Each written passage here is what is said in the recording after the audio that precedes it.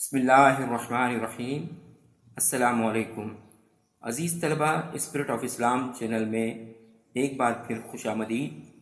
آج کی اس کلاس میں 11ویں جماعت کی گلزار اردو کتاب کے لیکچرز کے سلسلے میں آج ہم سبق نمبر 9 کے مصنف غلام نبی آگرو کا تعارف، سبق کا خلاصہ، سبق کا مرکزی خیال، مسقی سوالات اور اقتباسات کی تشریح کو سمجھیں گے۔ اس سے پہلے کہ سبق کا آغاز کریں، اگر آپ نے اب تک ہمارا channel spirit of Islam subscribe نہیں کیا تو چینل کو سبسکرائب کر لیجئے اور بیل آئیکن کو بھی دبا لیجئے تاکہ آپ کو آنے والے اس طرح کے مزید لیکچرز بھی ملتے رہیں۔ سب سے پہلے چلتے ہیں مصنف کے تعارف کی طرف۔ سبق آب حیات کے مصنف غلام نبی آگرو کا شمار جدید سندھی ادب کے نمائندہ لوگوں میں ہوتا ہے۔ آپ کے یہاں مخصوص دیہاتی روایات، مزاج، نفسیات کی جھلکیاں پائی جاتی ہیں۔ آپ کیونکہ اپنے افسانوں میں براہ راست معاشرے کو آئینہ دکھانے کا ہنر جانتے ہیں، اس لیے آپ کے افسانے ترجمہ ہو کر اردو کے قارئین میں مقبول ہو چکے ہیں۔ وہ اپنے افسانوں کے ذریعے انسان دوستی اور امن و محبت کا درس دیتے ہیں۔ وہ سادہ اور سلیس زبان لکھتے ہیں کہ عام ذہن کا قاری بھی لطف اندوز ہو سکتا ہے۔ آپ کی کتابوں میں سندھ کے بچے، سندھ کے دریا، میدان اور پہاڑ اور پھول گلاب کے وغیرہ شامل ہیں۔ اس کے بعد چلتے ہیں سبق کے خلاصے کی طرف۔ کہانی نگار لکھتے ہیں کہ وہ دریا نہانے کے لیے پہنچے تو دریا کی روانی نے انہیں حیرت زدہ کر دیا۔ وہ کشتی میں سوار ہوئے تو ملاح نے اپنی حیرت کا اظہار کرتے ہوئے کہا کہ بدلتے موسم میں بھی دریا میں اس قدر پانی ہے، جبکہ سردیوں میں دوسرے دریا خشک ہو جاتے ہیں، تب بھی وہ دریا خوب بہتا ہے۔ اس کی بات سن کر مچھیرہ ایک داستان سنانا شروع کرتا ہے۔ اس نے بتایا کہ سندھ میں مہران نام کا ایک شہزادہ تھا، جس کی وجہ سے اس دریا کا نام مہران ہو گیا۔ وہ شہزادہ بہت خوبصورت، ذہین اور رحم دل تھا۔ ایک دن وہ اپنے دوستوں کے ساتھ شکار پر گیا۔ شام ڈھلے اسے ایک ہرن نظر آیا۔ ہرن کو دیکھنا تھا کہ اس نے فوراً اس پر تیر چلا دیا اور وہ زخمی ہو کر گر پڑا۔ شہزادہ ہرن کے قریب گیا تو اس کی آنکھیں دیکھ کر ایک لمحے کو اس کے ہاتھ کانپ گئے۔ ایسا پہلے کبھی نہیں ہوا تھا۔ کھانے کی تیاری کے دوران شہزادے نے اپنے دوستوں کو بتایا کہ زخمی ہرن کی ویران آنکھیں یوں لگتا تھا جیسے کہہ رہی ہوں، آج میں، کل تمہاری باری ہے۔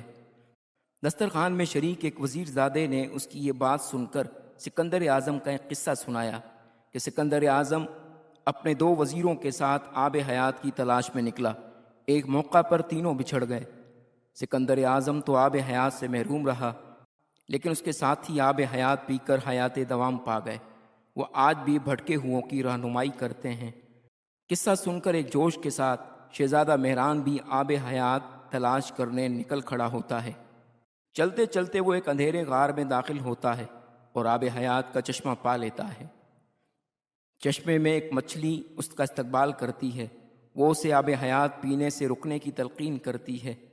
وہ سمجھاتی ہے کہ بلا شبہ آب حیات سے ہمیشہ کی زندگی مل جاتی ہے، لیکن یہ زندگی عذاب سے کم نہیں۔ وہ کہتی ہے جو شخص جس طبیعت کا مالک ہوتا ہے اسے پانی میں ویسا ہی عکس دکھائی دیتا ہے۔ ظالموں کے دلوں کی سیاہی ہزاروں چشمے بھی نہیں مٹا سکتے۔ اگر تم پاک ہو تو تمہیں آب حیات کی ضرورت نہیں۔ تمہارا کردار ہی آب حیات اور بقا کی ضمانت ہے۔ جب تک حیات کا سلسلہ ہے تم امر رہو گے۔ اس کے بعد وہ نیک حکمرانوں کے اوصاف بتاتے ہوئے کہتی ہے کہ بہترین حکمران وہ ہیں جن کا معیار زندگی رعایا جیسا ہو۔ مچھلی کی عبرت انگیز گفتگو سے شہزادہ بہت زیادہ متاثر ہوتا ہے۔ وہ آب حیات پیے بغیر واپس لوٹ جاتا ہے۔ اپنے ملک پہنچ کر وہ عام اعلان کرتا ہے کہ آج سے عدل و انصاف کا بول بالا ہوگا۔ ملک کے کمزور ترین باشندے کو بھی اس دھرتی کا تحفظ حاصل ہوگا۔ چنانچہ جب تک وہ زندہ رہا اپنے مثالی انصاف اور رحم دلی کی بدولت عوام کے دلوں پر حکمرانی کرتا رہا۔ اس دنیا سے رخصت ہوا تو ہر شخص کی آنکھوں سے اشک یعنی آنسو رواں تھے۔ لوگ اس کی نیک صفات کی بنا پر کوئی یادگار قائم کرنا چاہتے تھے۔ ایک مرد دانا کی تجویز پر دریا کا نام مہران رکھ دیا گیا کہ یہاں کے رہنے والوں کی زندگی اس دریا کے وجود سے جڑی ہے۔ داستان پوری ہوئی تو کشتی کنارے آ لگی۔ مصنف اتر کر محبت کی نظر سے دریا کو دیکھنے لگا۔ اس کے بعد چلتے ہیں اس سبق کے مرکزی خیال کی طرف۔ غلام نبی آگروں کا یہ افسانہ ان کی سندھی تخلیق ہے جسے ناہید اختر سمرو نے اردو زبان میں منتقل کیا ہے۔ یہ کہانی اس انسانی جذبے اور ودیت خداوندی کے پس منظر میں لکھی گئی ہے جسے زندگی کا اطمینان اور موت کا خوف کہتے ہیں، کیونکہ کائنات میں یہی وہ متضاد حقیقتیں ہیں جو کائنات کے ساتھ چلتی ہیں۔ زندگی کا اطمینان وہ نعمت ہے جسے انسان تو کیا کوئی بھی جاندار کھونا نہیں چاہتا، اسی لیے ہر ذی نفس موت کے خوف میں مبتلا رہتا ہے۔ فرق یہ ہے کہ انسان اپنے محسوسات کو الفاظ کی زبان دے سکتا ہے، جبکہ یہ خصوصیت کسی اور مخلوق کو حاصل نہیں۔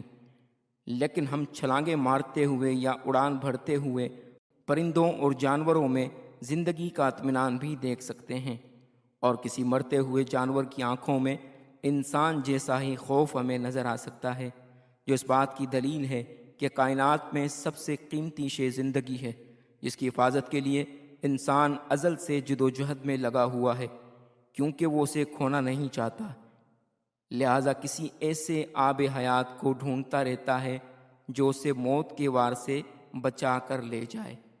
عزیز طلبہ، اس کے بعد چلتے ہیں کتاب میں موجود مشقی سوالات کی طرف، جس میں سوال ہے درج ذیل سوالات کے جوابات دیجیے۔ پہلا سوال ہے شہزادے مہران میں کون کون سی خوبیاں تھیں؟ اس کا جواب ہے شہزادہ مہران سخی، رحم دل، خدا ترس اور عقل مند نوجوان تھا۔ عدل و انصاف اس کی نمایاں خوبی تھی۔ دوسرا سوال ہے شہزادے نے اپنے ساتھیوں کو کیا جواب دیا؟ اس کا جواب ہے شہزادہ ہرن کا شکار کرنے کے بعد اس کی آنکھیں دیکھ کر خوف زدہ ہو گیا تھا۔ دوستوں کے استفسار پر، یعنی دوستوں کے پوچھنے پر، اس نے جواب دیا کہ ذبح کرنے سے پہلے ہرن کی حسین آنکھوں میں موت کا ڈر تھا۔ اس کی وحشت دیکھ کر معلوم ہوتا تھا جیسے کہہ رہا ہو کہ ہر شخص کو فنا ہے، جینے والا کبھی نہ کبھی تو موت کے شکنجے میں آئے گا۔ تیسرا سوال ہے وزیر زادے نے آب حیات کی کیا خاصیت بیان کی؟ اس کا جواب ہے وزیر زادے نے آب حیات کی خاصیت یہ بتائی ہے کہ یہ ایسا خوشبودار، میٹھا، سفید رنگت کا پانی ہے جسے کوئی پی لے تو ہمیشہ کی زندگی پا لیتا ہے۔ اس کے بعد سوال ہے غار میں شہزادے مہران کی ملاقات کس سے ہوئی؟ اس کا جواب ہے غار میں شہزادے کی ملاقات ایک مچھلی سے ہوئی۔ اگلا سوال ہے مچھلی نے شہزادے کو کیا نصیحت کی؟ اس کا جواب ہے مچھلی نے شہزادے کو نصیحت کی کہ تم ایک حکمران ہو، آب حیات پی کر ہمیشہ کی زندگی حاصل کرنے کے بجائے اگر رعایا کی فکر کرو، ان کے فقر و فاقے کو ان سے دور کرو، ان کے معیار زندگی کو بہتر بنانے کے لیے کوشاں رہو، یعنی کوشش کرتے رہو، تو تم امر ہو کر ہر زمانے کے لیے ایک مثال بن جاؤ گے، یعنی تمہارا نام ہمیشہ کے لیے زندہ رہے گا۔ اس کے بعد سوال ہے شہزادے کی موت پر ہر آنکھ کیوں اشکبار تھی؟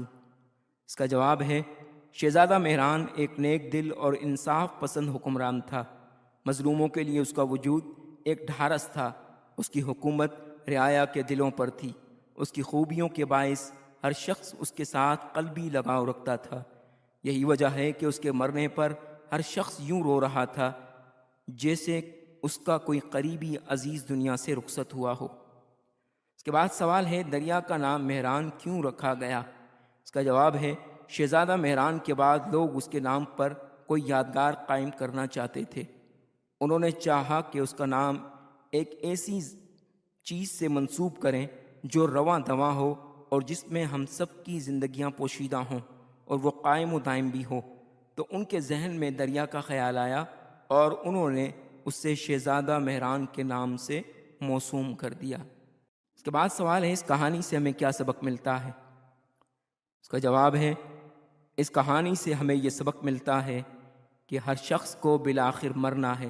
بقول غالب رہا گر کوئی تا قیامت سلامت، پھر اسے مرنا ہے حضرت سلامت۔ تو پھر کیوں نہ ہم لوگوں کے کام آئیں، غریبوں کا سہارا بنیں، مظلوموں کی طاقت اور ظالموں جابروں کے لیے پیغام اجل، تاکہ رہتی دنیا تک لوگوں کی زبان پر ہمارا نام ہو۔ بقول میر ایسا کچھ کر کے چلو یاں کہ بہت یاد رہو۔ اس کے بعد مشقی سوالات میں سے اگلا سوال ہے درست جواب پر ٹک کا نشان لگائیے۔ یہ کثیر الانتخابی سوالات ہیں جو امتحانات میں حصہ اول میں آیا کرتے ہیں، جن میں 4 آپشن دیے جاتے ہیں۔ درست آپشن کا چناؤ کر کے اس پر ٹک کا نشان لگانا ہوتا ہے۔ جس طرح سے اسکرین پر آپ کو نظر آ رہا ہے، پہلا جملہ ہے انسان کے ہاتھ میں ہے، آپشن نمبر 1 تدبیر، آپشن نمبر 2 تقدیر، آپشن نمبر 3 تقریر، آپشن نمبر 4 تعبیر۔ اس کا درست جواب ہے آپشن نمبر 1 تدبیر۔ اس کے بعد جملہ ہے آب حیات پینے سے مل جاتی ہے، آپشن نمبر 1 ابدی بادشاہت، آپشن نمبر 2 ابدی حیات، آپشن نمبر 3 ابدی عزت، آپشن نمبر 4 ابدی دولت۔ اس کا درست جواب ہے آپشن نمبر 2 ابدی حیات۔ اس کے بعد تیسرا جملہ ہے شہزادے میران کے نام سے منسوب کیا گیا ہے، آپشن نمبر 1 سکہ، آپشن نمبر 2 مینار، option number 3 Mahal, option number 4 دریا۔ اس کا درست جواب ہے آپشن نمبر 4 دریا۔ اس کے بعد جملہ ہے شہزادے نے ہمیشہ کی زندگی پائی، آپشن نمبر 1 آب حیات پی کر، آپشن نمبر 2 حکومت کر کے، آپشن نمبر 3 لوگوں کی خدمت کر کے، آپشن نمبر 4 جنگ کر کے۔ اس کا درست جواب ہے آپشن نمبر 3 لوگوں کی خدمت کر کے۔ اگلا جملہ ہے انسان کی روح کا آئینہ ہوتی ہے، آپشن نمبر 1 آنکھ، آپشن نمبر 2 زبان، آپشن نمبر 3 سوچ، آپشن نمبر 4 ہمدردی۔ اس کا درست جواب ہے آپشن نمبر 1 آنکھ۔ عزیز طلبہ، اس کے بعد مشقی سوالات میں سے سوال نمبر 3، درج ذیل الفاظ میں متضاد اور مترادف جوڑے الگ الگ کر کے لکھیے۔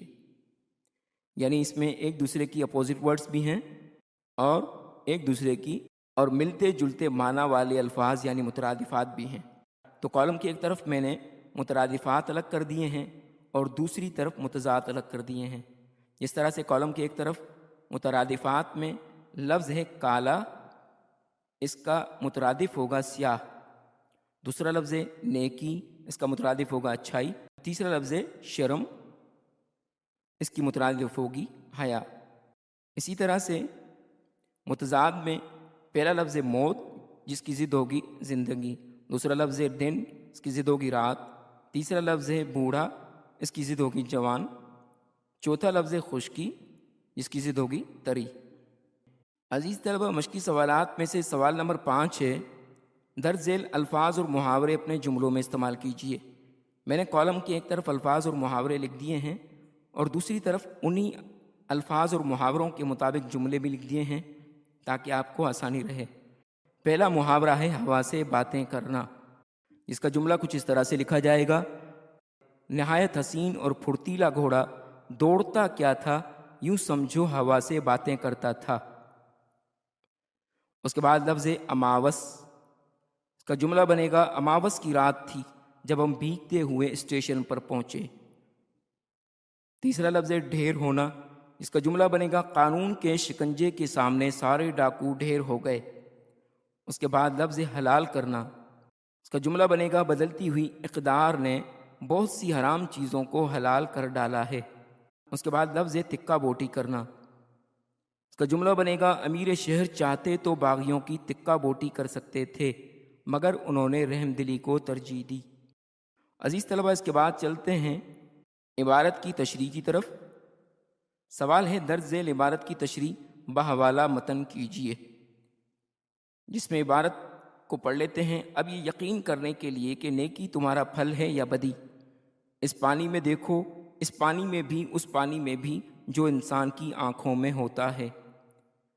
اس کی تشریح سے پہلے اس کا حوالہ لکھا جائے گا اور حوالہ متن میں لکھا جائے گا درج بالا اقتباس غلام ربانی کے افسانے آب حیات سے لیا گیا ہے۔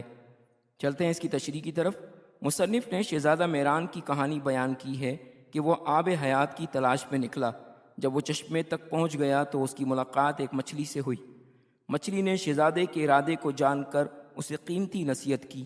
اس نے کہا کہ یہ آب حیات تو آدمی کے اخلاق و کردار کا عکس ہوا کرتا ہے، کوئی برا ہے تو بھی اس سے فیض اٹھا سکتا ہے، مگر اس کی زندگی اس کے لیے راحت کا پیغام کم اور دائمی عذاب زیادہ ہوگی۔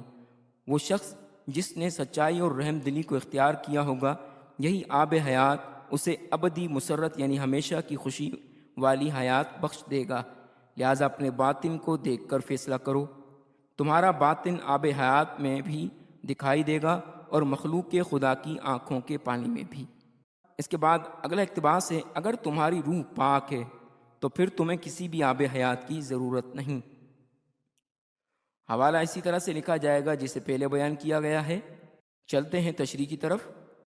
شہزادے میران کا ایک مچھلی سے مکالمہ آب حیات کے چشمے پر ہو رہا تھا، یعنی بات چیت ہو رہی تھی۔ مچھلی اسے بصیرت افروز اور گراں قدر نصیحت عطا کر رہی ہے، اور وہ کہہ رہی ہے کہ آدمی کو اپنی روح پر محنت کرنا چاہیے۔ بدباطن لوگوں اور سیاہکاروں کے لیے آب حیات کے ہزاروں چشمے بھی ناکافی ہیں، البتہ جن کی آنکھ میں حیا اور شرم ہو، ان کے رویوں میں ہمدردی کا عنصر ہو اور رحم دلی ان کا شعار ہو، تو انہیں کسی آب حیات کی ضرورت نہیں۔ ایسے لوگ مخلوق خدا کے دلوں میں دھڑکتے ہیں۔ ان کی محبوبیت کا یہ عالم ہوتا ہے کہ وہ مر کر بھی امر ہو جاتے ہیں اور ہر زمانے کے لیے وہ مثال بن جاتے ہیں۔ عزیز طلبہ، امید ہے کہ آپ کو آج کا لیکچر پسند آیا ہوگا۔ اگر آپ کو لیکچر پسند آیا ہے تو چینل کو سبسکرائب کر لیجئے اور ساتھ میں لگے بیل آئیکن کو بھی دبا لیجئے تاکہ آپ کو آئندہ بھی اسی طرح کے مزید لیکچرز ملتے رہیں۔ اس کے ساتھ ہی اجازت چاہتے ہیں۔ والسلام علیکم ورحمۃ اللہ۔